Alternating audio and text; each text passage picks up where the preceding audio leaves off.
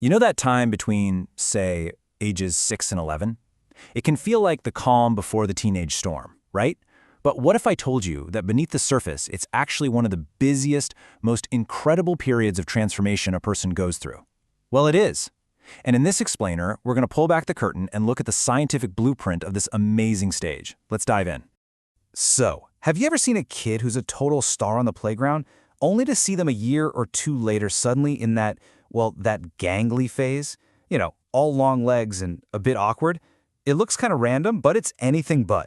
It's all part of a master plan happening inside their body. So what is really going on here?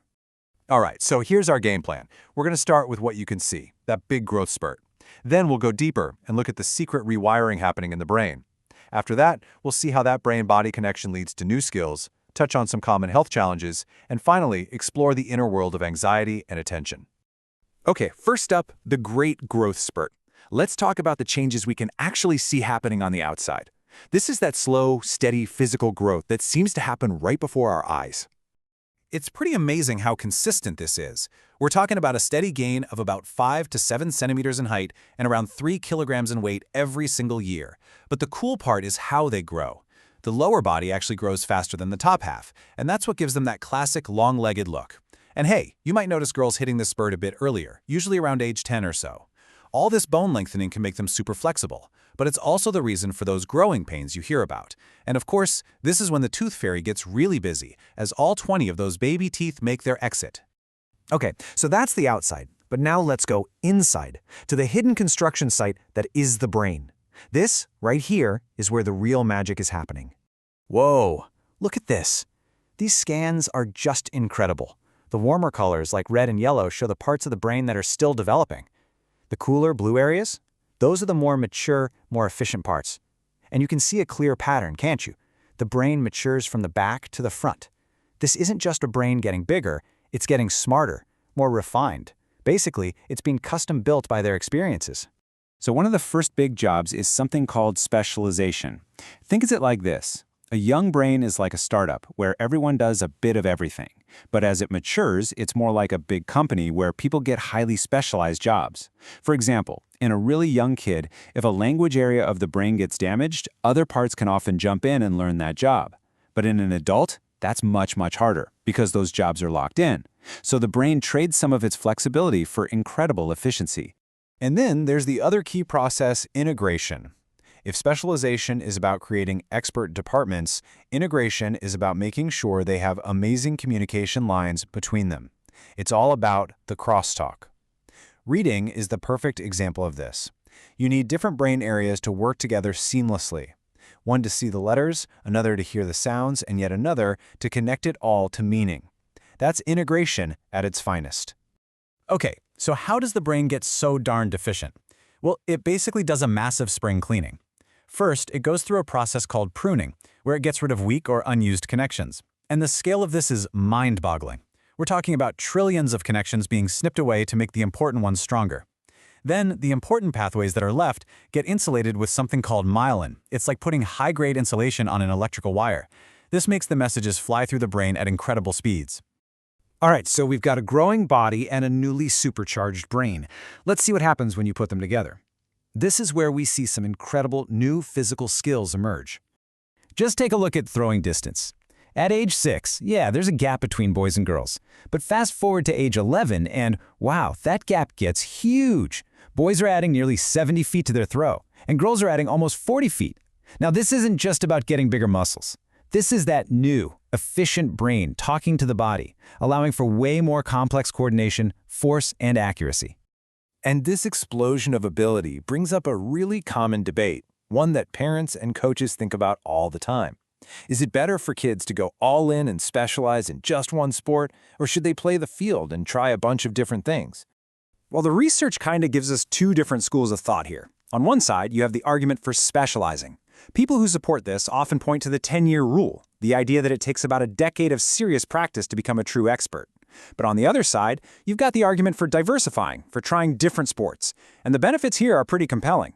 Kids tend to have more consistent performance over the long haul, they get fewer overuse injuries, and maybe most importantly, they're more likely to stay interested in being active for their whole lives.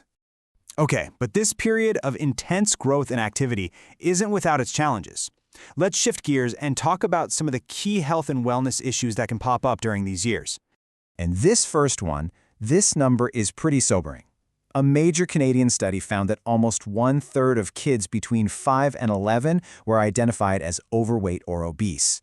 And we have to remember, that's not just a statistic. It represents a huge public health challenge that affects kids' physical health for sure, but also their emotional well-being. So, what's the solution? Well, it's complicated.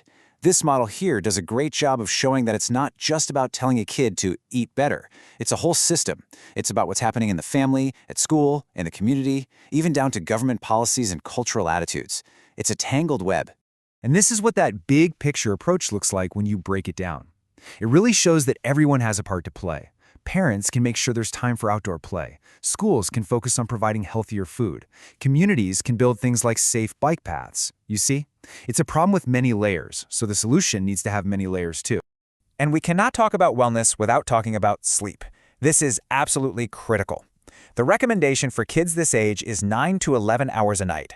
When they don't get that, it can mess with pretty much everything: their attention, their memory, how they handle their emotions, even their coordination. And there's also a really strong link between not getting enough sleep and obesity. It's all connected.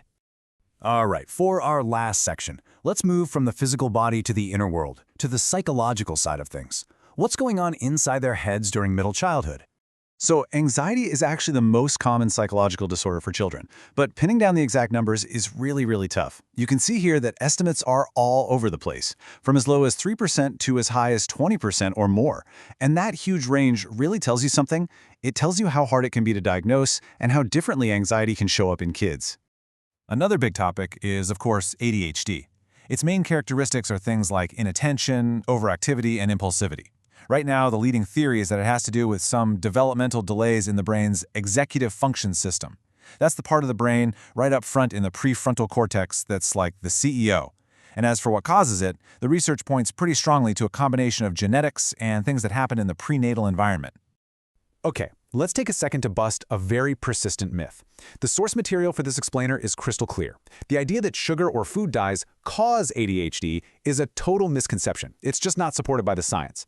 Now, there is some very limited evidence that for kids who already have ADHD, some additives might increase hyperactivity a bit, but there is absolutely no good evidence to say they are a root cause of the disorder itself. And the really good news here is that there are treatments that are proven to work. For anxiety, the gold standard is something called cognitive behavior therapy, or CBT. And for ADHD, the science shows that the best approach is often a combination of two things: medication, which helps regulate the brain, and behavior management, which helps teach practical skills. So when you step back and look at it all, middle childhood is just this incredible whirlwind of growth, isn't it? So much is happening, both on the outside and, more importantly, on the inside. It really leaves us with a big question to think about. How can we, as parents, as educators, as a society, learn to focus less on just what we can see and more on nurturing that amazing, complex, and brilliant brain being built right before our eyes?